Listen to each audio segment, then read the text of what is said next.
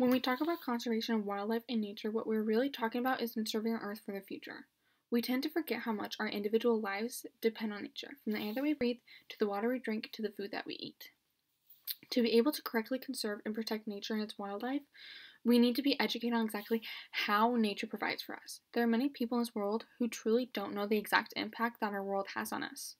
For example, the Great Barrier Reef is something that most people look at as a pretty attraction, but in reality, this is a home for thousands of different species of marine life.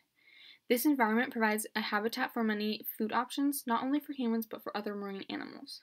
In past decades, there has been a steep decline in biodiversity, which is part of the reason why many species have become extinct. Reason for the fall off can include pollution both in air and water, poaching endangered animals, and building new infrastructures in developed ecosystems. Pollution is something that affects everyone even if they don't know it. Having bad air quality or contaminated water can severely affect one's health and provide long-term side effects like respiratory diseases. To be able to help minimize this problem, there are simple things us humans can do, such as using reusable water bottles. When it comes to poaching, which is a big reason for the extinction of various species, hunters tend to kill the larger animals in the ecosystem because they bring in the most money. Killing those animals causes a disruption in the food chain because the smaller prey can become overpopulated. I want to promote harsh penalties for these offenders and help raise money for conservation programs focused on endangered species. The other reason why conservation has not been an important aspect in many people's lives is because of the new industries destroying various natural habitats. Whether it's roads through forests for community access or ocean oil rigs, there are major effects from destroying these habitats.